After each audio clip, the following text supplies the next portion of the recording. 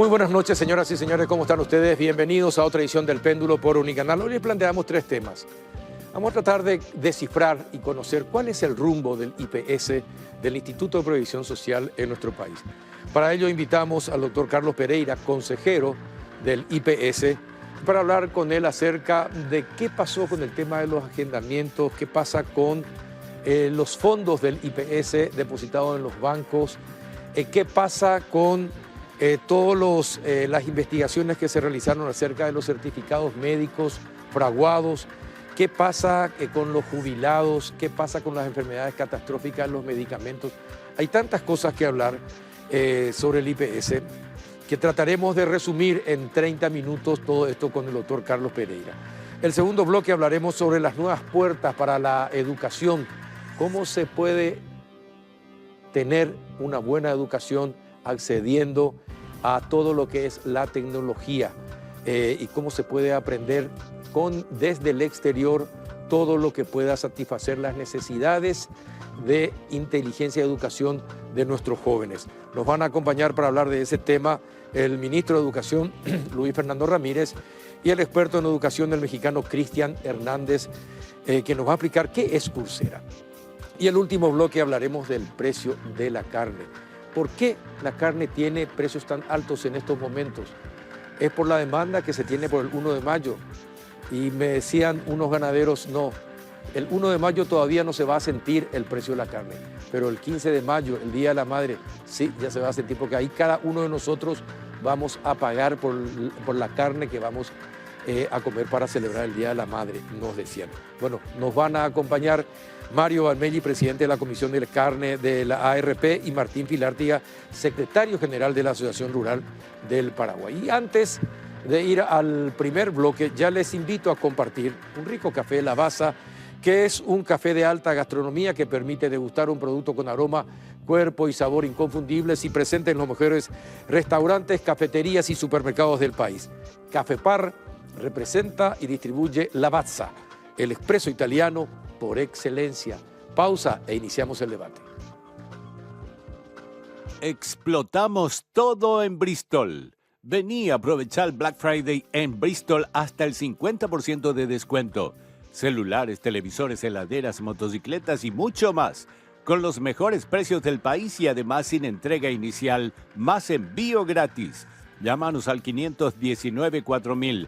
Escribinos al WhatsApp al 0991-670-000 o acércate a cualquiera de nuestras más de 90 sucursales en todo el país. Bristol, la mejor casa de electrodomésticos del país. Llegado a cierta edad, los huesos frágiles son un problema. Por eso, Osteogalén, calcio, más vitamina D, ayuda a recuperar la falta de calcio y hace que tus huesos sean más fuertes. Osteogalén hace que tu vida vuelva a la normalidad. De venta libre en farmacias. Si los síntomas persisten, consultar al médico.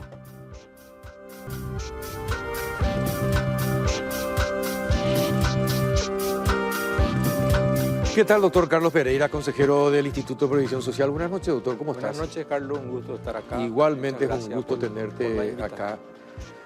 Bueno, contanos un poquitito, doctor, ¿cómo está el IPS? ¿Qué pasa con todos esos hechos de corrupción que se denunciaron, de los certificados médicos fraguados?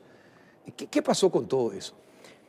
Bueno, yo, Carlos, ahí quisiera separar un poco las cosas. Esas son circunstancias y son hechos que ya han sido denunciados en el Ministerio Público. Ya a nivel de la Fiscalía. Yo entiendo que el director jurídico está haciendo el seguimiento correspondiente. Eso tiene un seguimiento semanal casi de todos los hechos que el Instituto de Previsión Social ha denunciado al Ministerio Público. Entiendo de que está siguiendo su curso de acción, sabemos de que no es muy rápido todo ese proceso, pero el doctor González está trabajando y siempre el presidente suele resumir en las sesiones del Consejo todas las acciones que se hacen en ese sentido. Pero sí me gustaría, Carlos, compartir contigo y con toda la audiencia las acciones que estamos llevando adelante, sobre todo con las modificaciones que últimamente se han hecho sobre ciertos artículos de la Carta Orgánica, ¿verdad? El doctor Brites, en su carácter de presidente del Consejo, ha hecho un esfuerzo grande, consiguiendo que la modificación de nuestra Carta Orgánica se haga para fin de año. Estamos en pleno ejercicio y desarrollo ya de los ajustes paramétricos derivados de esas modificaciones que ya están empezando a tener un efecto favorable. Y entre esos efectos, nosotros estamos discutiendo en el Consejo y estamos explorando de qué manera podríamos ir contribuyendo a esos 2,5 que se consiguió no ya transferir a CENEPA y al SNPP, como para fortalecer el Fondo de Salud, entendiendo de que los costos de los medicamentos, Carlos, tienen un crecimiento exponencial y muy rápido, y nosotros estamos todavía con déficit, no hemos podido todavía crecer como quisiéramos en el incremento de las recaudaciones de aporte por el IPS. Y el IPS es muy complejo, todos sabemos que tiene muchas aristas que atender. Por ejemplo, el otro día la ministra Mónica Recalde estaba comentando el impacto positivo del programa Hambre Cero, que por un lado es muy motivador decir de que se han formalizado 17.000 nuevos cotizantes al IPS, pero eso también tiene un efecto de que nosotros tenemos que estar preparados para brindar una atención inmediata en la salud, ¿verdad?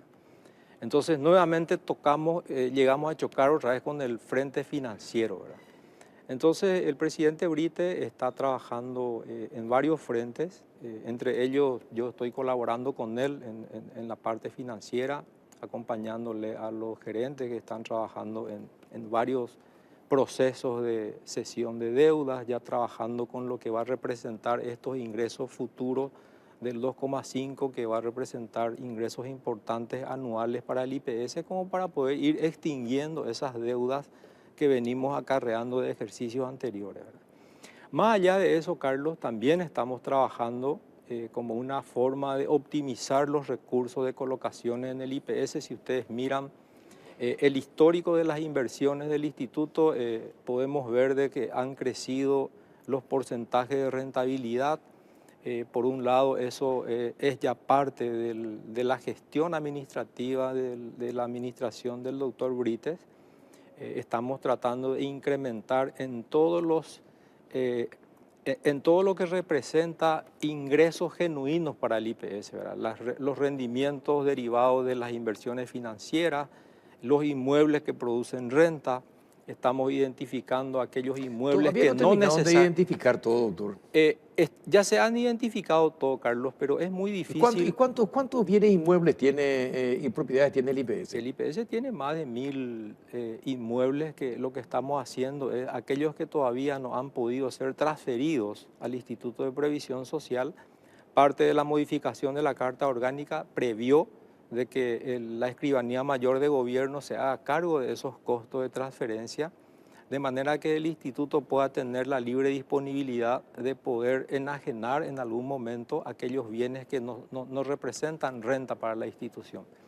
Y lo que estamos explorando es de qué manera podríamos nosotros incrementar más las inversiones financieras y mitigar un poco el manto de ansiedad y preocupación que de repente genera de que seguimos colocando los recursos en las entidades financieras, ¿verdad? Pero antes, doctor, de esas 1.000 propiedades, ¿cuántas tienen títulos de IPS?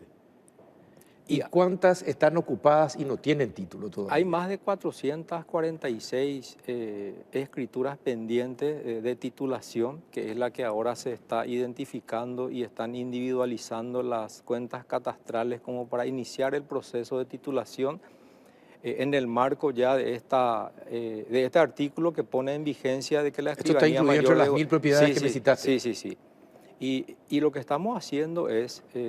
a diario nosotros tenemos personas y empresas que averiguan costos de alquiler de ciertos predios del interior, de algunas estructuras edilicias del instituto, y lo que la Dirección de Inversiones hace es establecer un pequeño estudio de relación de costo-beneficio en relación al precio de mercado, como para ver si esas propuestas están enmarcadas dentro de un marco de razonabilidad, por lo menos, ¿verdad? ¿Y hay algunos que están judicializados? Sí, existen algunos que están judicializados, existen otros casos que esta administración ha identificado, por ejemplo, condiciones en que estaban un poco por debajo de las posibilidades reales de mercado. Entonces la administración está trabajando en ajustar esos valores a valores de realización de lo que representa hoy nuestra realidad económica y con eso subsanar, diríamos, esos espacios de rentabilidad que podríamos haber perdido, ¿verdad? Fueron ajustando. Sí, se están ajustando, se están modificando, se están ¿Y identificando. terminaron los contratos con los que...? Sí, se han rescindido contratos con algunos, estamos en proceso de firma con otros. Y también mencionaste en los puntos que quería tocar el tema de los medicamentos, Sí. ¿verdad?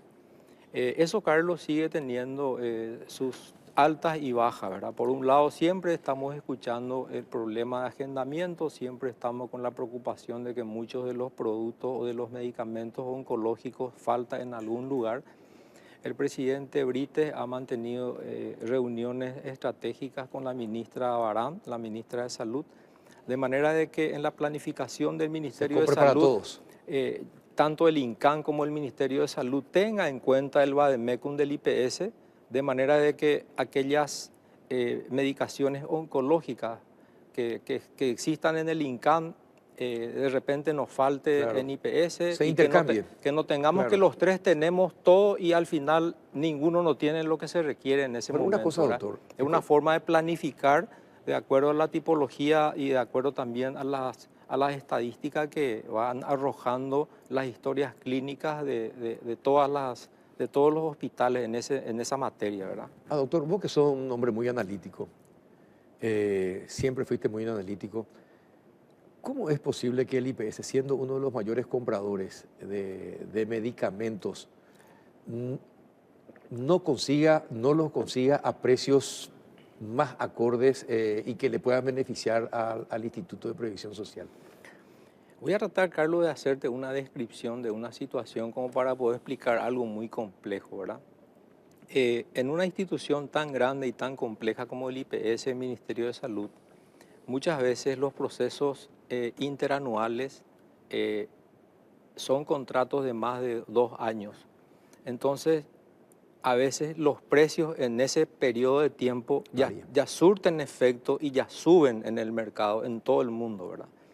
Entonces nosotros ya habíamos hecho una propuesta de tratar de estructurar una compra conjunta o tratar, por ejemplo, de hacer tipo, así como en los bancos se otorgan líneas de crédito, no necesariamente eso significa un crédito. Si vos te vas al banco, yo te hago un análisis de tu patrimonio y te digo, tenés una línea de $100.000, eso significa que vos ya contás con ese recurso y cualquier situación de mercado favorable podés utilizar $20.000 y tenés todavía 80.000, entonces pagarás intereses solamente por 20.000, pero tenés 80.000 disponibles como para hacer algún tipo de compra o aprovechamiento de una situación favorable a tus intereses comerciales. Con esa misma similitud de procedimiento se podría hacer de que las futuras licitaciones ya no sean adjudicaciones físicas, que ya no salgan de los laboratorios y que lleguen al IPS, en donde hay mermas en el transporte. Eso nos obliga a tener un circuito cerrado, seguro, un montón de costos que corresponden y que son inherentes al cuidado de esos medicamentos, y que se maneje, aprovechar la tecnología, la digitalización de todo eso, como para que con una firma conjunta, con una cadena de farmacias que existan, automáticamente los cotizantes o los pacientes del IPS puedan ir a cualquier farmacia de su barrio y si de existir ese medicamento, simplemente con el código QR, por dar un ejemplo, eso se le debita automáticamente al instituto y ya se le acredita al laboratorio que en ese momento formalizó la venta. Y el paciente queda catastrado de que retiró efectivamente el medicamento. Ahí se tiene control de medicamentos, se tiene el control de la receta prescripta emitida por ese médico.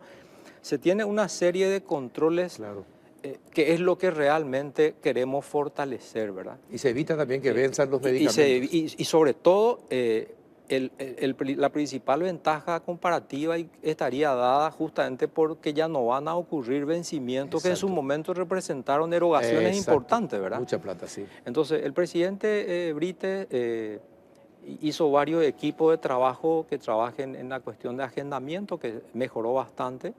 Otro en la parte de planificar las compras de acuerdo a la criticidad de los medicamentos y conforme a los pedidos que hacen cada uno de los directores de hospitales, a quien hoy se le da esa participación, porque cada director conoce lo que realmente está padeciendo de necesidad y es el más indicado para gestionar lo que necesita para poder trabajar y mantener activo su hospital, ¿verdad? En esa misma línea de pensamiento nosotros también hoy estamos haciendo con los bancos que seguimos entregando a través del sistema Datatec la adjudicación de recursos del IPS y ya estamos empezando nosotros en primer lugar a solicitarle a los bancos cada cierto tiempo que rindan cuentas sobre en qué sector están colocando esos recursos del IPS, porque el artículo 28 de nuestra Carta ¿Cuánto Orgánica... está depositado, doctor? ¿Cuánto de los recursos del IPS están depositados en los bancos? Nosotros tenemos más de 1.800 millones de dólares en todo el sistema bancario y financiero, ¿verdad? Imagínate, Carlos, eso de hecho representa casi como ser una banca de segundo piso de todo el sistema, ¿verdad? Sí, exacto. Entonces, mucha gente se pregunta cómo es que el IPS ¿Y recibe... qué rendimiento le da a usted Nosotros hemos aumentado, en la administración del doctor Brites se ha aumentado el promedio de rentabilidad y también se ha diferido, ¿verdad? Y hoy con la ley 7235 están establecidos los límites por producto. Hay límites hasta dónde se puede tener en certificado de depósito de ahorro, hasta qué límites uno puede estar comprando bonos de esa misma entidad financiera que le pone límites al colocador, como también le pone límites al emisor, que es el banco o la financiera, ¿verdad? Yo creo que eso está muy bien enmarcado dentro de los criterios de riesgos que hoy se maneja. ¿Eso fue una planificación tuya, doctor? No. Yo creo que fue el aporte De un equipo. de mucha gente, ¿verdad? Yo creo que siempre los esfuerzos individuales conducen a los resultados, ¿verdad? Y creo yo de que antes de que la superintendencia esté vigente, el IPS ya está preparado, incluso ha fortalecido su matriz de riesgo, en donde hoy establece como un parámetro y filtro para participar de las adjudicaciones que hace el IPS. En el proceso de Datatec, antes de que los bancos entren a competir, tienen que cumplir una serie de parámetros y de ratios financieros como la solvencia del capital, la solvencia patrimonial, la calidad de activo, que es la manera en que se gestiona administrativamente con la gobernanza corporativa de cada entidad bancaria, los índices de morosidad, los índices de calidad de activo y la calificación de riesgo que emiten las calificadoras que están habilitadas en la Comisión Nacional de Valores, ¿verdad? ¿Y en cuántos bancos están depositados Esos son estos mecanismos que dan mucha seguridad a los inversionistas, protege al inversionista, estabiliza el mercado de valores y también brinda confianza al sistema de adjudicación, ¿verdad? Hoy el IPS tiene un sistema transparente de adjudicación, creo que es mucho más estricto en su fijación de matriz de riesgo que lo que establece los niveles estándares. ¿Me permitís, doctor? Sí. No, ya no ocurre eso que cada consejero tenía una cantidad determinada de bancos donde con su firma se depositaban los depósitos del IPS a cambio de una comisión que se tenía. Te pregunto esto porque esto alguna vez lo denunció el expresidente Guasmosi y escrachó públicamente a uno de los consejeros, recuerdo, hablando de que los consejeros hacían esto. Se dividían el monto que el IPS depositaba en los bancos y cada uno conseguía para su propia comisión. Yo creo, Carlos, que el IPS... eso ya no ocurre hoy en día. No, de ninguna manera. Por eso yo estoy aprovechando este espacio privilegiado de comunicación que me brindás para poder explicar a la ciudadanía y darle la tranquilidad a los jubilados de que los recursos están colocados siguiendo esos criterios estrictos de cumplimiento y de transparencia y de competitividad que hoy el IPS tiene a disposición de todo el sistema bancario, ¿verdad? Para competir tiene que tener una serie de parámetros. Una vez que compita, el IPS establece una tasa mínima, que por dar un ejemplo sería de 10,5, por ejemplo. Entonces, con eso parte el sistema de competitividad y cuando la tasa puntera, significa que la tasa ofertada más alta, por decir, si la tasa promedio inicial fue de 8% y el 10% está estableciendo, está siendo propuesto por alguien, todo el mundo ve esas tasas, todos proponen sus mejores tasas y el sistema adjudica la mejor calificación en el marco de competencia de quienes integraron eso, ¿verdad? La última adjudicación, por ejemplo, Carlos, se presentaron 15, 4 no calificaron a esa fecha en los niveles de estándares de riesgo establecidos por el IPS, de manera de que entre 11 potenciales candidatos entre banco y financiera se han adjudicado 2 entidades, ¿verdad? Y así en cada concurso no necesariamente significa que participan todos quienes han cumplido con el filtro de la matriz de riesgo establecida por el instituto, ¿verdad? Doctor, de acuerdo a lo que vos nos estás contando, 1.800 millones de dólares. Sí, eso es lo que IPS tiene Lo que el IPS invertido tiene en invertido inversiones en banco. financieras. Perfecto. ¿Verdad? Ahora, ¿es un banco IPS? IPS, de hecho, es un banco... ¿El mayor banco del país? Diríamos que sí, ¿verdad? Y dígame, la Carta Orgánica permite que, por ejemplo, el IPS administre como un banco sus propios fondos. Bueno, acordate, Carlos, que la Carta Orgánica tiene 82 años, ¿verdad? Es decir, que hay que modernizarlo. Sí. El artículo 28 de la Carta Orgánica del IPS lo que hace es taxativamente definir los criterios de inversión financiera, y en este orden: que tengan la seguridad, la garantía, el plazo y el rendimiento más adecuado y acercado a la tasa pasiva promedio del sistema. Claro. Entonces pero en primer lugar la seguridad, la garantía, el plazo y el rendimiento, ¿verdad? Yo creo que con muy buen criterio tiene esa escala, pero también, como recién dijiste, hoy los jubilados empiezan a tener un poco más de educación financiera, creo que hasta las publicaciones que el Banco Central hace de cada institución financiera permite leer los balances, sí, y permite interpretar también los indicadores financieros que van variando periódicamente, ¿verdad? Hoy un jubilado sabe cuánto paga el IPS y también sabe a cuánto colocan los bancos. Entonces de repente preguntan, ¿y cómo podríamos nosotros dentro del IPS mismo hacer de que ese rendimiento, si el IPS hoy recibe 8 y la entidad financiera coloca el 24, significa que está ganando 3 veces con la plata de los jubilados, ¿verdad? Exactamente. Entonces, lo que hoy nosotros justamente con el presidente, el otro día ya por instrucciones del doctor Brites, nosotros en la última adjudicación ya hemos puesto en la misma resolución administrativa de que, independientemente de que se dé cumplimiento al artículo 28, estableciendo como prioridad la colocación de los sectores productivos, pueda también esos recursos del IPS estar orientados al trabajador, al jubilado y al pensionado del IPS.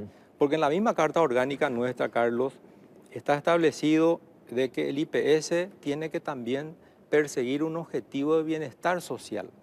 Entonces, hoy, sin ser banco, el IPS, que maneja una cartera de préstamos a los funcionarios jubilados y pensionados del IPS, tiene una cartera de 390 millones de dólares que está concentrada en una dirección de inversiones con no más de 6 funcionarios y con una morosidad de 0,2%. Imagínate que sin ser banco, sí, el IPS tiene una calidad de cartera que está dada por el débito automático al trabajador, al jubilado y al pensionado, ¿verdad? Eso denota la calidad de las colocaciones que hizo o que vino realizando el IPS en este tiempo y que hoy se está fortaleciendo a nivel de controles. Y por eso es que nosotros hoy estamos explorando de qué manera podríamos hacer de que los rendimientos de los recursos de los jubilados tengan un mejor rendimiento y por otro lado nosotros seamos más cautos y planifiquemos mejor también nuestras compras, de manera que la brecha se pueda abrir aumentando los ingresos por una parte y por lo menos que los gastos no crezcan, ¿verdad? Es decir, que no es imposible pensar en un banco del IPS. Yo diría que no, Carlos, al contrario. Yo creo de que estamos en un momento estratégico en donde las crisis para mí son las mejores oportunidades para explorar nuevos mecanismos de encontrar soluciones a problemas que vienen acarreando y que venimos arrastrando de hace mucho tiempo, ¿verdad? El tema del agendamiento, otra de las discusiones que hemos tenido en el Consejo y que el doctor Brites nos ha dado libertad de poder nosotros poder plantear propuestas, ha sido, por ejemplo, el médico se jubila a los 60 años. Creo que es la mejor edad en donde el médico adquiere toda su madurez, su potencial sí, profesional, sí, ¿verdad? Exacto. Sabemos que hay una ley que establece que los médicos también pueden tener hasta tres rubros, pero también sabemos de que hay médicos que terminan la residencia, no todos tienen la suerte de estar en el IPS o en el Ministerio de Salud, y tampoco tienen la posibilidad cierta de estar recién recibido con 5 años de tener un consultorio ya hecho, ¿verdad? Entonces hoy estamos explorando la posibilidad de que todos estos médicos jóvenes, incluyéndole a todos los jubilados por especialidad, hacer como un registro de proveedores de servicios médicos habilitados ante la DNSP, y que todos los médicos que quieran y puedan atender en sus casas, en sus consultorios, lo puedan hacer, porque al final el paciente es quien va a elegir con qué médico tratar, y eso va a descentralizar bastante los hospitales, sobre todo la concurrencia del Hospital Central, donde todavía tenemos quejas, y al final es la forma en que vamos a poder darle competitividad a la gente, vamos a poder abrir de que todo el mundo pueda prestar servicios al IPS, y al final el beneficiado va a ser el paciente, el cotizante, ¿verdad? Sí, sí, totalmente. Porque finalmente el IPS tiene recursos para pagar servicios. Lo que nosotros tenemos que cuidar es de que paguemos por servicios efectivamente prestados, y que los cuellos de botella que todavía seguimos teniendo en algunas cuestiones sean subsanados a través de la combinación de la implementación de la tecnología con una gestión administrativa eficiente, sumada al control permanente, ¿verdad? Es lo que estamos trabajando con el presidente y con los demás miembros del Consejo. Bueno, ahora, doctor, ¿y cómo se siente usted en el Consejo? Cortito, a ver si nos define. ¿Cómo se siente? Usted es una persona meticulosa, analítica, y en medio de... Yo te voy a resumir, de personalidades diferentes que no tienen su misma forma de ser. ¿Cómo se siente? Y siempre y cuando nosotros podamos ser útiles, y siempre y cuando podamos contribuir y podamos sumar, me voy a sentir cómodo y me voy a sentir bien, ¿verdad? Yo le agradecí, hoy justamente tuve una reunión con el presidente Brites. Él no estaba acá porque tenía otros compromisos agendados anteriormente. Sí. Traigo los saludos del presidente. También tuve una reunión con el ministro Juan José Galeano, que es el ministro asesor permanente de todos los problemas que ocurren a nivel gubernamental. Hemos compartido con él una serie de conversaciones que tuvimos con el presidente, que tienen estas características y están orientados a atacar estos problemas que tenemos todavía pendientes, y con muy buen criterio. La receptividad del ministro ha sido muy favorable. Tenemos el apoyo de la Presidencia de la República también para avanzar en todos estos espacios, y creo yo de que en la próxima sesión posiblemente vamos a presentar un pequeño resumen de cómo seguir avanzando en estos temas, ¿verdad? Porque la gente ya no tiene paciencia para estar esperando, y tampoco ya podemos nosotros seguir diciendo de que estamos trabajando nomás, sino que ya tenemos que demostrar en acciones concretas, ¿verdad? Así mismo. A un jubilado no le podemos decir que tenga paciencia, tampoco le podemos hacer esperar. Creo yo de que tenemos que adelantar un poco nuestros ritmos y nuestra velocidad de reacción, sobre todo, y llegar nosotros al jubilado antes de que ellos lleguen a la administración, porque ellos cuando llegan, ya llegan con alguna queja o con alguna necesidad insatisfecha, y yo creo que estamos nosotros obligados a llegar a ellos y a evitar que ocurran esas quejas. Perfecto. Doctor, muchísimas gracias por acompañarnos, por estar con nosotros. Que siempre que te llamamos acudís, es siempre para nosotros un placer. Gracias, doctor. Al contrario, doctor Carlos, yo estoy muy agradecido por la invitación. Estamos siempre a la orden para Unicanal y para el Péndulo. Gracias. El doctor Carlos Pereira, consejero del IPS. A la vuelta de la pausa hablaremos sobre nuevas puertas para la educación. Ya volvemos. Llegó la promo exclusiva. Llévate ya mismo la moto Mami de Bristol más planchita de regalo, comprando la Buller Coupe Rayo en cuotas de 269.000 guaraníes, sin entrega inicial, con los mejores precios del país. Bristol, la mejor casa de electrodomésticos del país. Para tener un equilibrio ideal y un buen funcionamiento del organismo, ahora tenés a mano Mielaxan, el laxante que con una sola toma de sus cápsulas blandas no daña la mucosa gástrica y con acción comprobada. Mielaxan limpia y depura el organismo. Para tener un cuerpo saludable, comenzá con tu interior. Mielaxan, el laxante que funciona.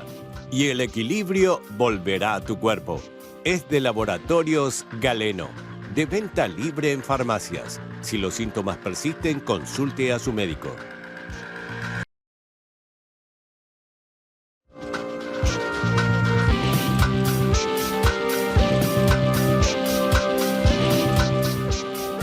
Muy bien, estamos en el segundo bloque del péndulo y ya saludamos al ministro de Educación que va a entrar vía Zoom.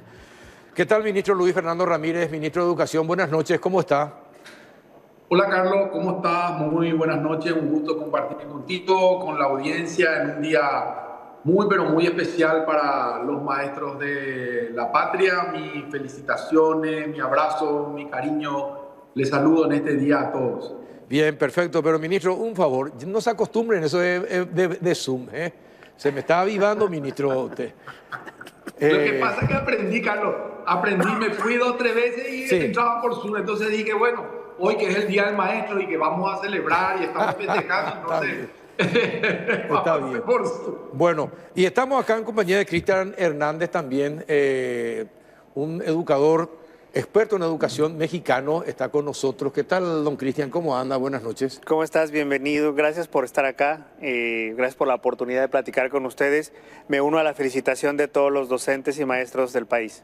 Bueno, ministro, dígame, ¿cuál es el pacto, cuál es la unión que vamos a tener con Cristian Hernández? ¿Qué nos trae Cristian y de qué manera eso puede ser útil para los jóvenes paraguayos? Mira, Carlos, realmente primero decir que hay un grupo de empresas paraguayas, un sector privado que apuesta a la educación, que se ha unido para que podamos tener la presencia de Coursera en Paraguay y sobre todo de Coursera para los chicos, para los jóvenes, del tercer curso, los que están terminando el colegio y que muchas veces terminan el colegio sin saber qué hacer, sin saber qué estudiar y sin ver las posibilidades de conseguir un trabajo. A estas empresas nosotros le preguntamos, son todas empresas líderes en su ramo, incluso algunas empresas que compiten en el rubro, se juntaron para favorecer la educación y le preguntamos qué habilidades requieren los jóvenes. Entonces, a partir de ahí, ellos hicieron una investigación en donde encontraron que Coursera es la plataforma que nos produce una serie de beneficios para lo que a ellos también les interesa. Entonces, los jóvenes van a poder tener esa formación, esa capacitación, y después vamos a poder tener un tour por las empresas de manera que puedan también entender la dinámica, la lógica del trabajo. ¿Cuál es el objetivo central? Que 30.000 jóvenes, casi 900 escuelas, puedan hacer las rutas educativas que nos propone Coursera y puedan tener una certificación que no es solamente válida para la República del Paraguay. Hay trabajos que se pueden hacer desde el Paraguay en otros sitios del mundo y con este certificado de Coursera estos chicos estarán habilitados para eso. Ahora, ¿esto va a ser para los chicos del último año de la secundaria? Exacto, es para los chicos del tercer curso, del último año, los que ya están terminando. ¿Y qué pasó? Nosotros tenemos propuestas para el primer curso, para el segundo curso, ellos van a tener tiempo, pero decíamos, ¿cómo podemos encontrar algo para estos jóvenes que ahora, este año, van a salir al mundo laboral, van a salir al mundo de la universidad y no le hemos ofrecido algo que sea de vanguardia? Porque fíjate vos, Carlos, para las rutas educativas, se llaman rutas a varios cursos que pueden tomar, todas tienen esta característica. Obligatoriamente tienen que hacer un curso de inteligencia artificial, y un curso de lo que llamamos las habilidades blandas o el desarrollo emocional, ¿verdad? Entonces, le estamos preparando a los jóvenes para vivir el mundo del trabajo. ¿Por qué el trabajo? En la encuesta que hicimos nos mostraron que muchos de los chicos no pueden seguir sus estudios porque no tienen posibilidad económica. El trabajo es una oportunidad de continuar también los estudios.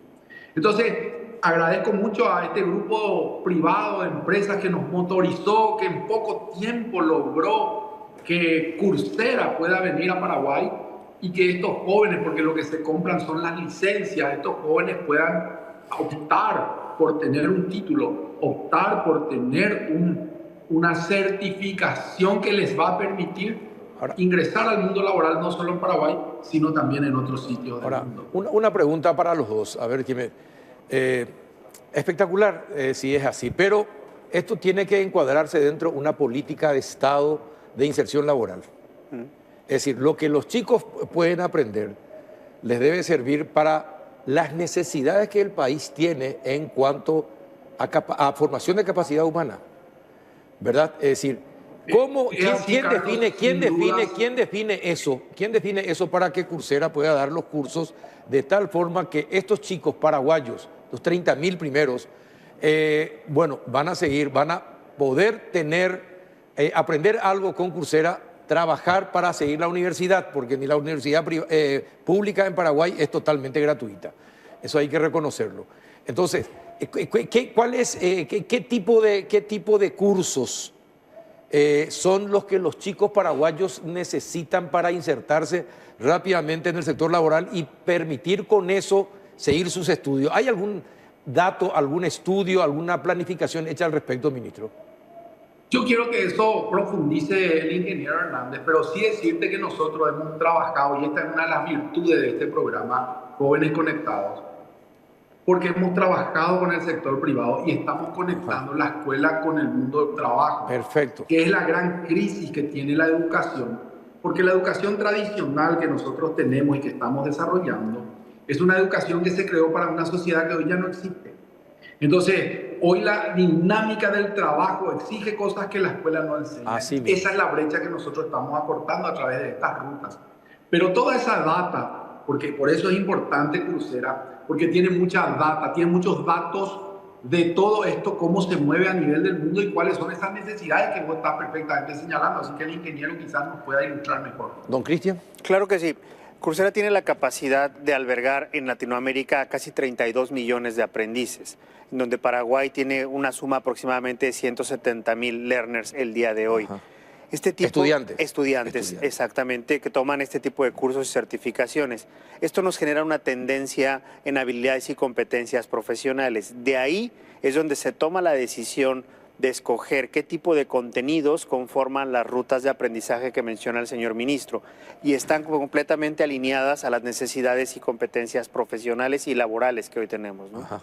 Bueno, y de esos ¿cuánto dijo? 30.000 paraguayos. 170,000. 170.000 paraguayos. Sí. ¿Cuál es la tendencia en cuanto a lo que están estudiando? Es interesante. Hoy vemos casi 500,000 de cursos completados por estos 170,000 aprendices en dos grandes áreas. Los primeros 3 lugares se posiciona adquisición de una segunda lengua. Ajá. Temas como idiomas, etc. Sí. Y después... ¿Y cuáles son los idiomas elegidos? Es interesante porque hay un fenómeno que platicábamos el día de ayer en alguna cena. Los primeros 2 lugares están en temas de inglés y adquisición de una segunda lengua como francés. Pero el tercer lugar es aprendizaje en coreano. En coreano, no en chino. No, coreano. En coreano. Exacto. Entonces platicábamos un poco, medio en broma, medio en serio. Los paraguayos que están en esto. Exacto. Pensamos tal vez alguna tendencia sociocultural como el K-pop o contenido en coreano que se quiere consumir y entender de alguna otra manera. Es un fenómeno interesante. Y los segundos están posicionados en análisis de datos. Hoy el paraguayo está interesado en conocer cómo la data los datos pueden generarle mejores tomas de decisión. Ajá. Ministro, ¿y esto se encuadra dentro de la política de Estado de Paraguay? Mira, nosotros creemos que hemos generado dentro del espacio curricular 3 horas que teníamos y la usábamos para pasantías la vamos a usar para este trabajo. ¿Por qué? Porque estamos convencidos, y ahí respondo a tu pregunta, de que sí, de que se enmarca dentro de la política de este nuevo gobierno, de esta dinámica que el presidente Santiago Peña le quiere dar al Paraguay y le quiere dar sobre todo a los jóvenes, ¿verdad? Una dinámica de un Paraguay que se abre al mundo, una dinámica de un Paraguay que puede exportar también su inteligencia y sus capacidades, y un Paraguay que prepara a su juventud para el desarrollo, ¿verdad? Entonces se enmarca perfectamente en las líneas del gobierno del presidente Santiago Peña, y por eso estamos haciendo nosotros un esfuerzo en conjunto para trabajar sector público, sector privado, para unirnos en pos de esta mejora, en pos de algo que si lo tuviéramos que hacer solo desde el sector educativo nos llevaría años y cuando estaríamos listos ya el mundo habría cambiado de nuevo.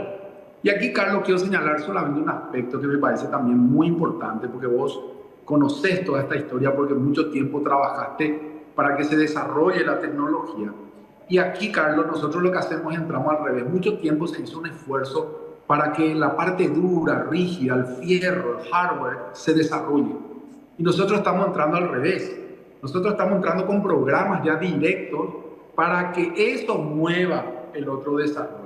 Entonces, es un abordaje innovador, un abordaje nuevo, un abordaje muy vanguardista, que tenemos el privilegio también de contar con el acompañamiento de Coursera, que está muy comprometido con el Paraguay, y el Paraguay forma parte hoy día de un grupo de naciones que ha apostado de manera seria, de manera gubernamental, a cursos de capacitación de primer nivel. Ahora, y le pregunto a los dos, ¿esto está asegurado? Porque este es un país, me imagino que muchos han de ser igual, en donde las políticas de Estado cambian dependiendo del grupo político que asuma el poder. En Paraguay es muy común que una política de Estado que lleva adelante este gobierno lo destruya el siguiente, simplemente para demostrar que puede ser mejor.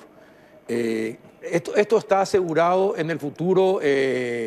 ¿Va a tener continuidad o no, ministro? Yo digo tres cosas ahí, Carlos. La primera es, hay un sector privado que mueve, por eso es estratégico el sector privado, sí, porque totalmente. ellos son los que motorizan y los que tienen el know-how para seguir manteniendo esto, independientemente de que esté un ministro o no. Esto no está en la voluntad económica, por ejemplo, de un ministerio, que sería imposible hacerlo. Entonces, ese es un punto importante. El segundo punto muy importante es generar la demanda. Una vez que los chicos y que nosotros podamos mostrarle al Paraguay que haciendo estos cursos nuestros chicos ganan empleabilidad, ganan continuidad de estudio, yo creo que los propios chicos son el seguro de que esto va a continuar. Y por último, también nos sirve trabajar con Coursera porque nos va a dar tanto dato, con lo cual vamos a poder construir una política sólida, una política educativa que también pueda mantenerse en el tiempo. Son tres pasos que son muy importantes de desarrollarlos. Y por último, decirte que evidentemente nada se puede asegurar o escribir sobre piedras, pero sí quiere decir que nosotros en el diseño ya pensamos esto que vos estás señalando y tomamos estos caminos como caminos posibles para que se quede con una política de Estado, que es lo importante. Ahora, una aclaración. Esto se va a hacer a nivel educativo, el ministerio cubre los costos que representan a todos estudiantes que accedan a estos estudios a través de Internet. ¿Cómo es? ¿Cuánto le costaría al Estado paraguayo esto? Bueno, el modelo que se desarrolló principalmente está fondeado con estas empresas que menciona el señor ministro. Ajá, el sector privado. El sector privado. Qué genial. Y creo que eso en general, con un esfuerzo que hicimos en conjunto de diseño y expansión, realmente es un gran esfuerzo económico que se ha hecho. Ajá, y en este momento son 30.000 los que pueden acceder a esta... Es correcto. A esto. Es así, ministro, y el sector privado es el que paga por los 30.000 alumnos. Es correcto. Creo que... Bueno, sí, es la tecnología, se da cuenta. Hay veces que la tecnología no tiene buen sonido así en el... Y suele pasar eso, don Cristian. Bueno, pero en resumen, esto 30.000, ¿hasta cuántos años? Cuando uno puede acceder a los cursos teniendo la edad que tenga. Es correcto. Sí, te puedo dar algunos datos interesantes, como la edad media de un estudiante en Coursera, por ejemplo, es 34 años. ¿Qué significa esto? Que estamos en este fenómeno del aprendizaje para la vida, en donde el estudiante no necesariamente es un estudiante de aula, Claro. También puede ser un profesionista que está buscando reformularse, aprender nuevas cosas como inteligencia artificial tal vez, y Coursera es el escaparate para hacerlo, porque el prestigio de la plataforma lo sostienen dos grandes áreas: las mejores 200 universidades del mundo, según el ranking internacional de universidades, o socios de industria altamente reconocidos, IBM, Google, Microsoft, Meta, etcétera. Ahí es donde la gente le ve el atractivo. Ajá. Bueno, qué interesante, realmente. ¿Y cuándo esto se empieza a implementar, ministro?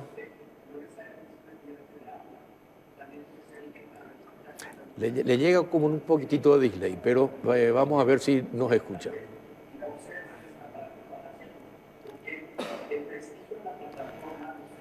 Bueno. Probablemente no, pero estamos en el entendido que el ministerio empezará a tener actividades con los estudiantes a finales de mayo. A finales de mayo ya. Exactamente. Ajá. ¿Y desde cuándo? A ver, ministro. Sí, ahora no tenía retorno, Carlos. Ajá. Y bueno, no, la pregunta es, ¿desde cuándo los chicos paraguayos ya van a empezar con los cursos?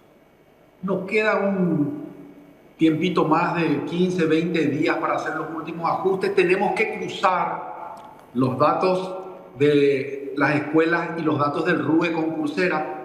Ese es el último tranco y a partir de ahí yo creo que a fin de este mes estaríamos ya iniciando el curso, iniciando los cursos, la capacitación ya en las escuelas. Qué bueno. Bueno, ministro, que tengan éxito en este emprendimiento es necesario el uso de la tecnología. Es necesario que nuestros chicos tengan mayor capacidad y competencias para pelear en el mundo laboral, no solamente acá en el país, sino en cualquier parte del mundo, y que tengan todas las habilidades para enfrentar la vida aquí y en cualquier parte del mundo. Que tengan éxito, ministro, y que esta interacción con el sector privado sea constante para mejorar la calidad educativa en Paraguay. Realmente, Carlos, es así. Es muy importante seguir en esta dinámica público-privada y es muy importante también entender una cuestión, porque estamos armando una movida a nivel escuela, a nivel mundial también paradigmática. ¿En qué sentido? Hoy muchos países dicen no a la tecnología y Paraguay dice no a la tecnología en estas edades y sí a la tecnología en estas edades, pero con ciertas condiciones. Entonces, estamos realmente dando también un desarrollo porque la vida de estos jóvenes se va a mover en ese mundo de la digitalidad, en ese mundo de la tecnología. No podemos no darles esas herramientas. Por lo tanto, creo que en un sentido también estamos lanzando a la institución llamada escuela en el mundo a un gran desafío. Perfecto. Ministro, muchísimas gracias por estar, pero la próxima vez acompáñenos acá en estudio, por favor. Don Cristian. Cuando no sea el día del maestro no hay problema, Carlos. Vamos a estar ahí contigo. Bueno, perfecto. Gracias por venir, don Cristian. Muchas gracias por la invitación. No, muchísimas gracias a ustedes. Ahora, ¿a usted le gusta la carne? Me gusta. Ministro, ¿a usted le gusta la carne? Claro, sí, fundamentalmente. Nos alimentamos con carne. Ya va a sentir el precio de la carne el Día de la Madre, ya va a sentir. De eso vamos. Usted sabe que acá subió el precio de la carne. Increíble, un país ganadero, ¿verdad? Bueno, subió el precio de la carne. A la vuelta de la pausa vamos a ver por qué. A la vuelta de la pausa. Broncogalén Jarabe alivia todos los síntomas de la tos. Broncogalén es también fluidificante y expectorante. Eso es Broncogalén Jarabe. Todo lo natural en un solo producto y un solo producto para toda la familia. Además, no tiene azúcar. Atendé bien. Ambaú, eucalipto, miel y limón, oreco paité. Ah, y no te olvides de la presentación cómoda y práctica. Broncogalén Spray. Y con la misma fórmula y con sabor a miel. Broncogalén Spray. Te soluciona las situaciones incómodas porque lo podés sacar y usar en donde sea. Carteras, bolsillos, etc. Broncogalén, paraguayo y teja naturale té. Es de Laboratorio Galeno, de venta libre en farmacias. Si los síntomas persisten, consulte a su médico. Bueno Bank, vino a reescribir la forma en que vienen haciendo las cosas. Un banco que no te suma complicaciones sino más beneficios, atendiéndote las 24 horas, los 7 días de la semana de manera presencial y digital. Pensamos distinto, porque en Bueno Bank lo único que importa es que el grande seas vos. Grande es el que hace todo lo que quiere desde la app. Bueno Bank, el banco paraguayo de todos.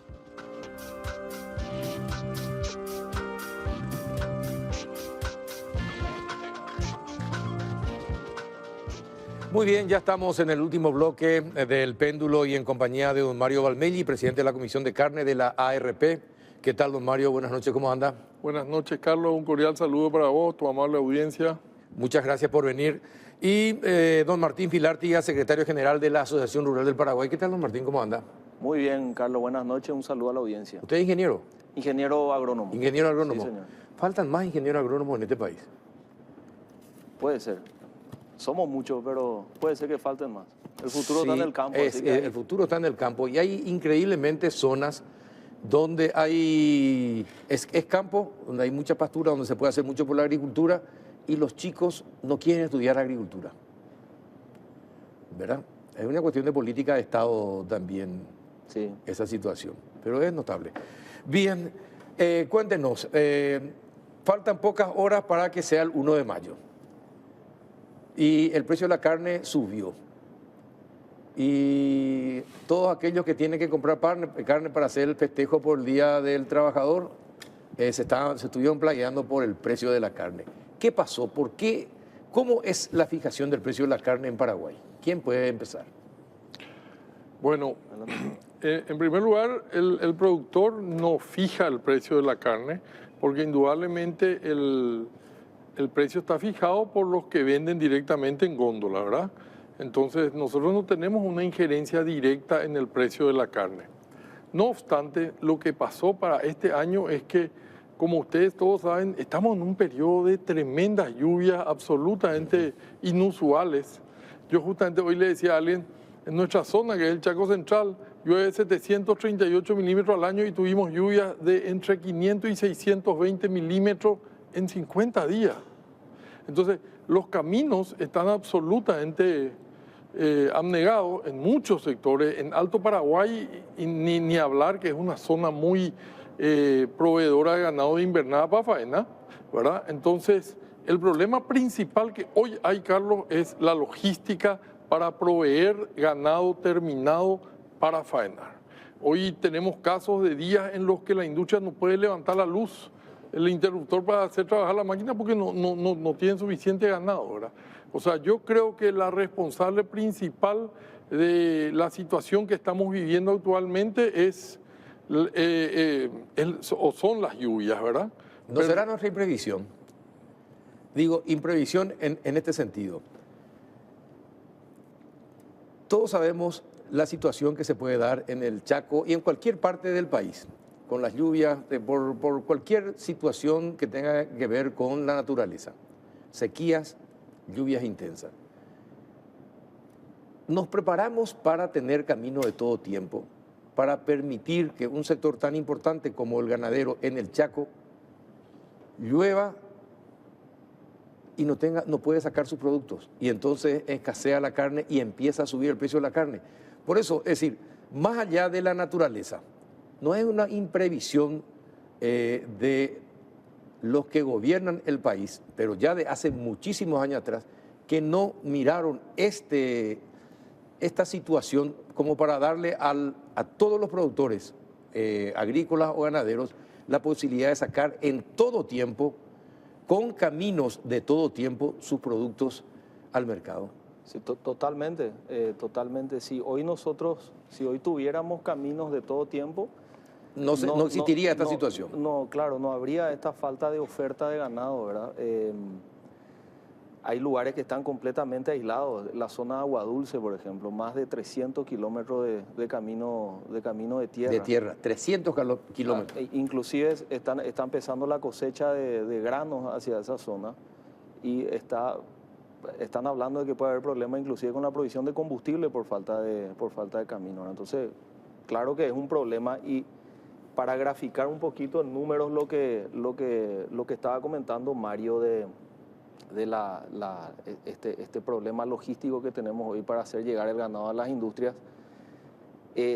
Lógicamente esto hizo que caiga muchísimo la faena en las industrias y, como te decía, para graficar en números, nosotros hasta el mes de febrero veníamos con faenas superior a las 200.000 cabezas al mes. A lo que va de abril vamos, que ya estamos terminando abril, estamos en un poco más de 150.000, ¿verdad? O sea, una diferencia muy grande, ¿verdad? de faena. Si comparamos con abril del año pasado, se faenaron casi 180.000 cabezas, ¿verdad? Entonces, 30.000 cabezas menos multiplicado por 2, ¿verdad? Son 60.000 planchas de costilla menos que quedan en el mercado. Entonces, lógicamente, esa baja en la oferta y la alta demanda, por lo que explicaste, del Día del Trabajador, claro. La semana pasada, Semana Santa, ¿verdad? Algunos feriados, entonces, lógicamente, hace este desbalance en el precio, ¿verdad? Ahora, nunca el sector ganadero o el sector del campo pudo organizarse para exigir a los gobiernos que hagan camino de todo tiempo, que permitan que la producción del campo llegue a los mercados en tiempo y forma en todo momento. Porque ese es el problema de fondo. Claro. El problema de fondo es que el Chaco es el 63% de la superficie del Paraguay y tiene una infraestructura vial muy, de todo tiempo, por lo menos muy escasa, ¿verdad? Ahora sí se está haciendo la bioceánica, pero de todos modos faltan mucho más rutas, ¿verdad? Esa es una realidad que estamos viviendo y que, bueno, es parte del subdesarrollo que tenemos y de que a lo largo de todos estos años, yo siempre sostengo, y a lo mejor te sorprende, que el sector agropecuario es el que ingresa el 75% de todas las divisas del país. O sea, y yo soy de los que creo, Carlos, que es muy lindo pensar y me parecería fantástico que el Paraguay llegue a tener algún apalancamiento que no dependa del clima, pero hay que realizarlo primero. Por el momento, el 75% de las divisas que ingresan al país viene del campo. Fíjate vos que todos los analistas económicos hoy dicen de que porque parte de la subida del dólar pasa por el que se dejó de cosechar 15%. Y en este sentido, la ganadería en los últimos años se ha constituido en un pilar de la economía, ¿verdad? Definitivamente, vendemos más de 2.000 millones de dólares y eso constituye un pilar de la economía. Ahora, pero tengo un llamado de atención a todos los sectores que dependen del campo, ¿verdad? De conversar con el gobierno o con los gobiernos y de tal manera a tener... Ustedes se imaginan, tenemos 3 hidroeléctricas. Una de ellas entre las más grandes del mundo. La segunda está como uno de los medianos más importantes de Yacyretá.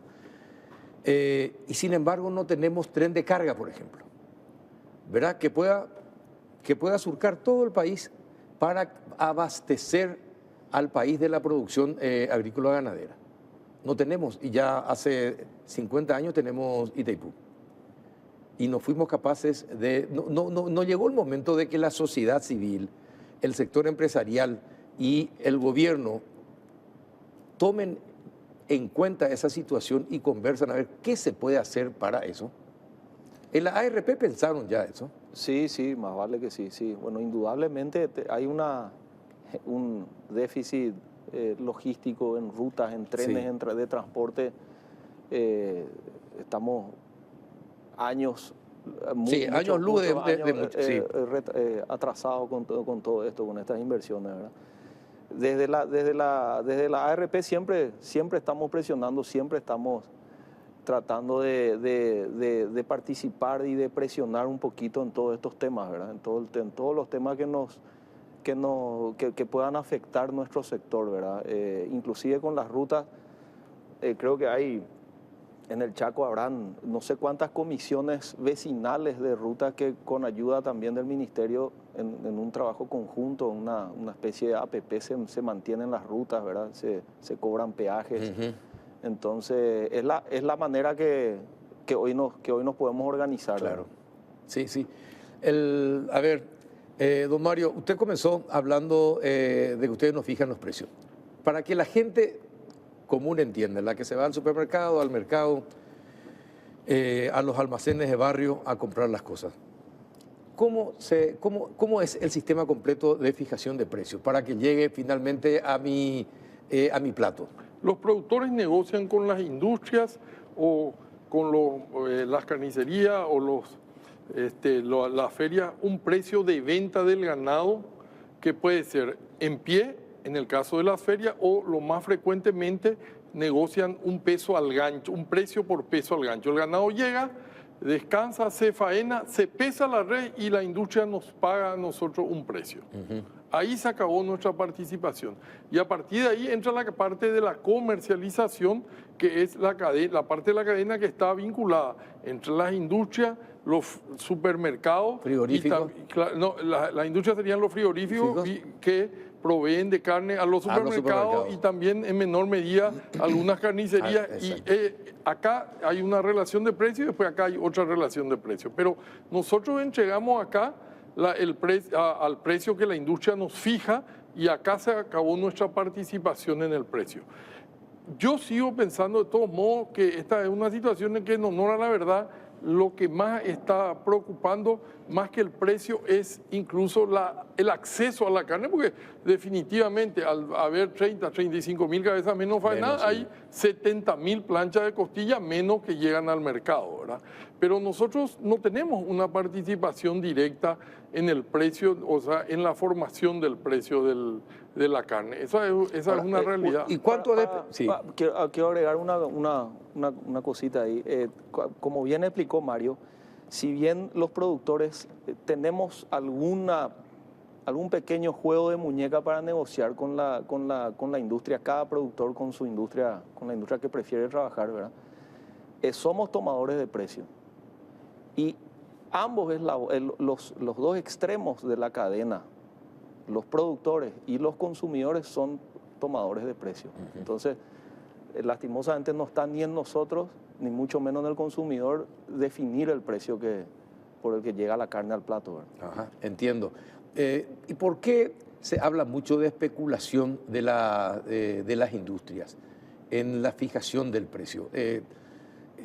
Muchas veces ya pregunté a la gente del Ministerio de Agricultura, le pregunté a gente del sector ganadero, también del sector agropecuario, ¿quiénes son y cuáles son las 2 o 3 industrias que son los que fijan los precios y que marcan la pauta en cuanto a la fijación de precios del ganado o de la carne? Bueno, yo creo que cada industria privada es libre de pagar el precio que quiera. Yo te puedo ofrecer mi reloj por $50,000 si vos me querés comprar. Claro, ya es mi problema. ¿Verdad? Ahora, lo que desde la rural venimos de alguna manera denunciando hace un tiempo es que en el Paraguay tenemos una situación, acá tenemos hoy 7 industrias que son las que compran el ganado y hoy somos un poco más de 130,000 productores. Hace 5 o 10 o 7, 8 años éramos más de 150,000, hoy hay 20,000 productores de carne menos. 130,000 hay ahora productores. Un poco más de 130,000 productores. Entonces estamos en una desventaja comercial. 7, 8 frigoríficos. Hoy son 7 industrias frigoríficas. Sí. Y de las 7 industrias frigoríficas hay que decir que 2 tienen casi el 60% de la faena, ¿verdad? Entonces... ¿2 o 3? 2. 2, el 60%. Entonces ahí hay una situación, ¿verdad?, que muchas veces lo que nosotros vemos, independientemente a que cada industria pueda ofrecer el precio que quiera, ya depende de mí si le vendo o no le vendo, lo que muchas veces vemos son movimientos en bloque. ¿De estos 2? De las 7. De las 7. ¿Verdad? Es decir, un oligopolio. Sí, un oligopsonio sería, creo que el término correcto. Correcto, sí. Pero bueno, eso es lo que nosotros venimos un poco hablando en la rural ya hace un tiempo, ¿verdad? Entonces, de repente vemos movimientos comerciales parecidos o iguales en todas las industrias, como salidas de la compra, como bajas de precio, etcétera, etcétera. Entonces eso es lo que llama un poquito la atención, ¿verdad? He visto también, y me han comentado, que muchos han dejado la ganadería para convertirse en agricultores, porque no tienen tantos problemas y no tienen de estar discutiendo el tema de los precios que le fijan, por todo lo que significa la cría, el engorde del ganado. Y finalmente, dos o 5 o 7 frigoríficos agarran y te dicen, no, este año te vamos a pagar tanto. Y te fijan el precio que quieren. Entonces, ya no están dispuestos a ese tipo de manejo y agarran y alquilan sus tierras para la agricultura. ¿Está ocurriendo eso? Y si está ocurriendo en el sector ganadero, esa disminución de 30.000 productores, ¿podría ser uno de los motivos esa situación? El negocio ganadero, Carlos, históricamente fue un negocio de baja rentabilidad, pero muy seguro. Sí. ¿Verdad? Y lo que se perdió en los últimos años fue la previsibilidad. Entonces, al perder previsibilidad, el negocio se volvió un negocio riesgoso. Y eso es lo que hizo de que varios productores hayan salido del negocio, sí, ¿verdad? Porque dejó de ser un negocio previsible, vamos a decir. Esto realmente no se puede negar, ya fue afectado tremendamente. Y esto es lo que yo sostengo particularmente, es que precisamente esto es lo que determinó la reducción del rodeo ganadero en un número importante que debe considerarse una señal. Lo que no es tampoco una tragedia, ¿verdad? Hay otros países en los cuales también se ha dado una reducción del hato ganadero. Pero, ¿sabes lo que más a mí de lo que vos estabas comentando, algo que me gustaría resaltar? La importancia del sector agropecuario, Carlos. Vos sabés que Sin ninguna duda. Australia tiene nada más que el doble de la cantidad de ganado que tiene Paraguay y sin embargo es el segundo mayor exportador de carne en volumen y también en ingreso de divisas, Carlos. Y Australia, Nueva Zelanda, Irlanda, Holanda, son países que llegaron al desarrollo de la mano del sector agropecuario. Y es ahí donde yo creo que vale lo que habías comentado al principio, cómo es posible que no logremos sensibilizar a los sucesivos gobiernos sobre la importancia que tiene el sector agropecuario, ¿verdad? Sí. Siempre a mí me queda la impresión de que los gobiernos que han venido piensan de que el sector agropecuario tiene fuerza propia y que hay otras prioridades, pero yo creo que es el sector agropecuario el motor de este país y falta que de alguna manera se lo atienda más, se lo escuche más. Y políticas de Estado. Claro, pero como gremio, no como productores aislados o de un departamento de una zona, ¿verdad? Pero como ARP, ustedes hablan con los frigoríficos, intentan y tratan de que el gobierno medie en estas cuestiones, porque de lo contrario esto va a continuar así. Y si se pierde la previsibilidad, como usted dice, muchos van a seguir dejando este negocio. Carlos, sí, el único país que tiene condiciones de crecer en ganadería en el Mercosur es Paraguay. Y está previsto que el aumento de la demanda de la carne, de la proteína roja, hasta el 2030 sea absoluto. Pero son estudios que hizo la FAO, que hizo el USDA, o sea, el USDA. En fin, nosotros tenemos un futuro muy promisorio para el país de la mano del sector agropecuario y mucho de la parte del sector pecuario. Y la parte del sector pecuario no pasa solamente por la economía, Carlos, porque el sector pecuario es parte de la idiosincrasia, es parte de la cultura del Paraguay. En un país en donde la bancarización no alcanza el 55%, la vaca, Carlos, es la caja de ahorro del pequeño productor. Más de una vez habrá escuchado que vende su vaca para pagar... lo tienen guardado, incluso lo tienen guardado para alguna emergencia familiar. Claro. Para enfermedades, sí, así mismo. Tiene una importancia muy radical el sector pecuario, ¿verdad? Y no te vayas a olvidar que el sector pecuario ocupa directamente más de 300.000 personas, Carlos.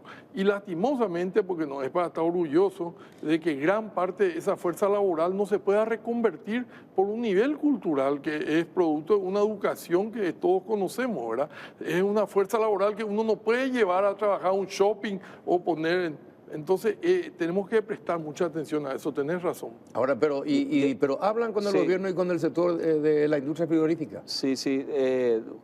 Por supuesto que estamos, o sea, no existiríamos nosotros sin ellos ni ellos sin nosotros. Claro. Entonces, lógicamente tenemos que hablar.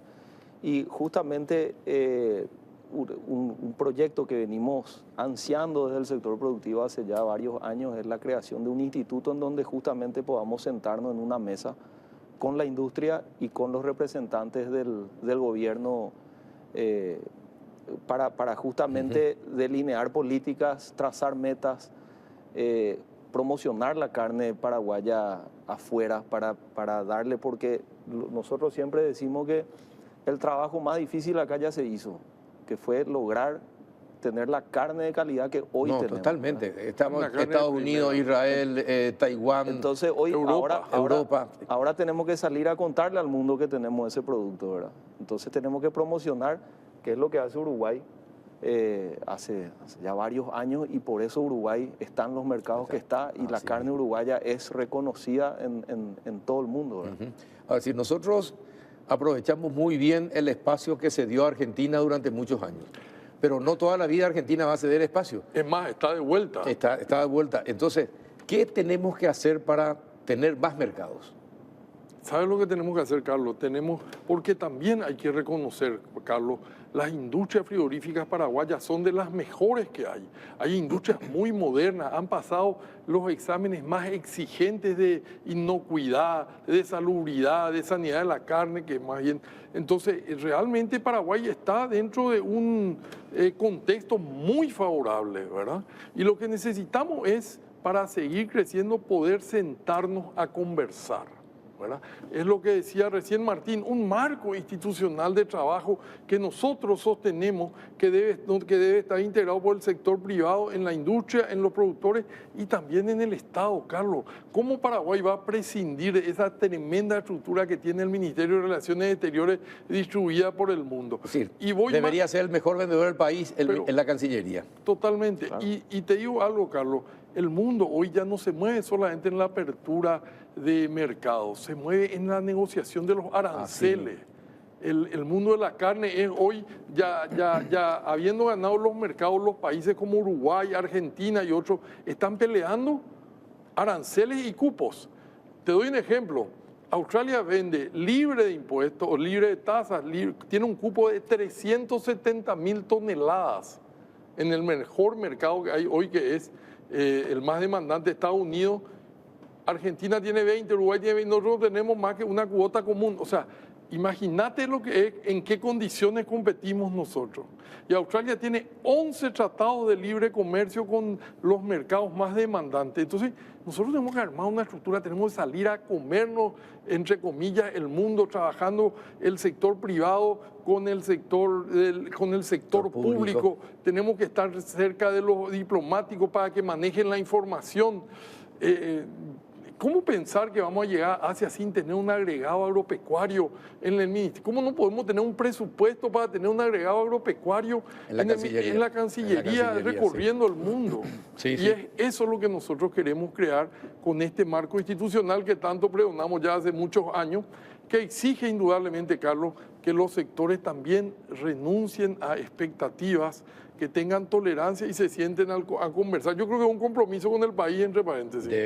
Definitivamente. Ahora, pero si seguimos teniendo estos problemas de vías de comunicación, entonces uno ya entiende por qué no tiene ese agregado en la Cancillería que pueda hacer, o por qué las cancillerías no es la mejor vendedora de toda la producción de Paraguay, ¿verdad? Debería ser. Ese debería ser uno de los principales motivos de la estadía de cada embajador en cualquier república en el mundo, ¿verdad? Pero, sin embargo, no es así.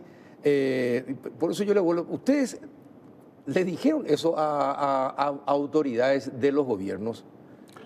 En honor O nunca hablaron de esto, o les dicen sí, vamos a hacer, pero no hacen caso? ¿Cómo es?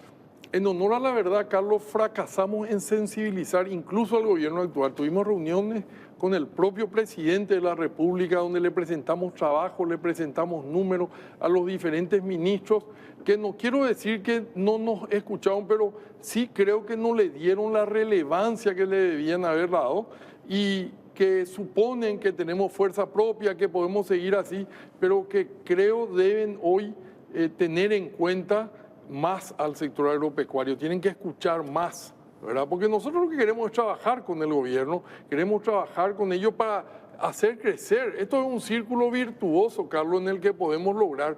Y Paraguay tiene las condiciones ideales para crecer en el sector agropecuario, en el sector pecuario también. Y te doy una seguridad. El que Paraguay exporte más carne va a generar más ingresos de divisa, mucho más. Te puedo asegurar que entre 500 y 700 millones de dólares más, y no va a faltar carne en cantidad y calidad para el sector, para el consumidor nacional. No va a faltar, Carlos. Cuanto más exportamos, más carne queda para el consumo local. Eso es algo también que hay que contarle al consumidor, ¿verdad? Pero carne de calidad. Carne de calidad. Carne de calidad, carne con hueso no se exporta a ningún mercado. Entonces toda la carne con hueso, todo lo que es puchero, se queda, ¿verdad? Los cortes populares como los cortes de calidad, cuanto más, y hoy es un ejemplo clarísimo, ¿verdad? Hoy estamos faenando poco, por eso hay escasez también, estamos exportando también poco ahora con esta situación. Creo que no podemos dejar de destacar de todos modos que el SENACSA está realizando un trabajo impecable. Terminó la vacunación, ¿verdad? Sí, terminó, pero en la apertura de mercados hay que reconocer, el SENACSA tuvo un cambio muy profesional para la apertura de mercados, ¿verdad? Porque no solamente tenemos que ser, sino también tenemos que parecer y tenemos que poder presentar, ¿verdad?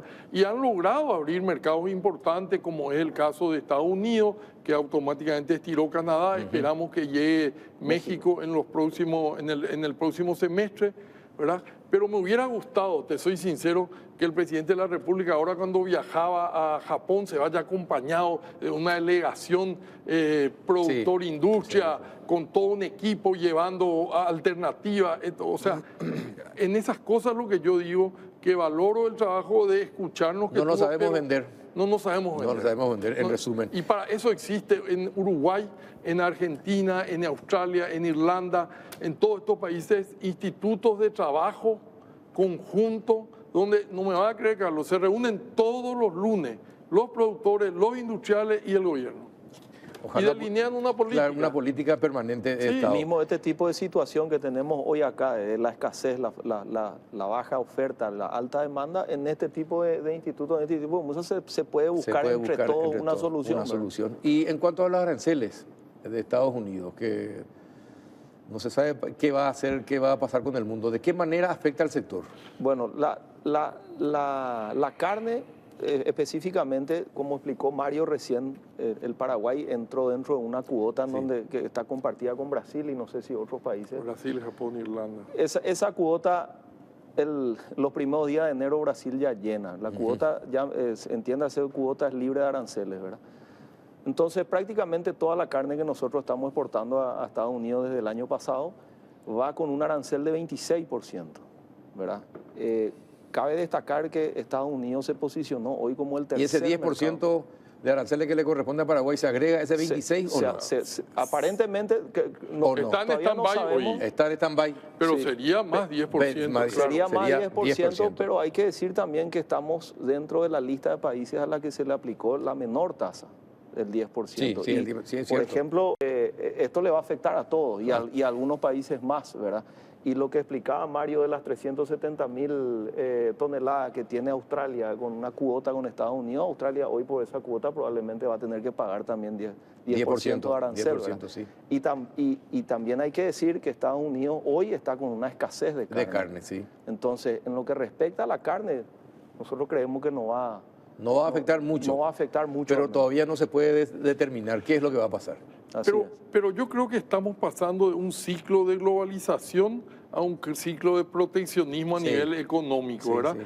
Se ha generado una incertidumbre que justamente ayer le escuchaba a un productor decir, necesitamos, es un momento en que los líderes tienen que poder sentarse a la mesa, tienen que poder conversar, tenemos que hablar con el gobierno y tenemos que poder salir de esta situación de incertidumbre que pudiendo convertir esta crisis en una oportunidad. Exacto. Nosotros tenemos que ver esto como una oportunidad más que como una crisis. Sí, sí. Ojalá que tengamos la inteligencia de hacer eso y todos juntos empujemos el carro para adelante. Todos, las industrias también y aquellos que hoy están viendo solo su propio negocio, entonces que entiendan que probablemente ganen en más tiempo, pero ganen lo mismo y haciéndole ganar también a los demás.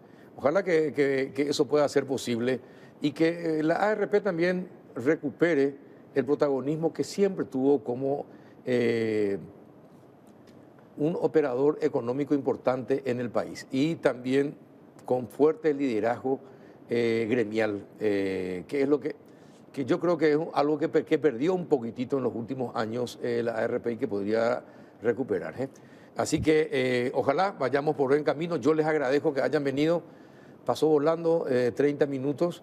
Les agradezco que hayan venido y que celebren mañana con mucho placer y con mucha carne el Día del Trabajador. Muchísimas gracias. Gracias a vos, Mario. Carlos. Muchísimas gracias también. Muchísimas gracias por Gracias, la oportunidad. gracias por por la haber venido. invitación y bueno, estamos a las órdenes de la rural siempre para Carlos, salir a de la aclarar lo ARP que- siempre con ánimo de construir. Perfecto. Y todas nuestras críticas con ánimo constructivo. Perfecto. Muchísimas gracias. Gracias a vos. Y a ustedes también, muchas gracias por otro miércoles más. Nos despedimos. Que disfruten mañana el Día del Trabajador y que nos falte carne en los platos. Hasta el próximo miércoles.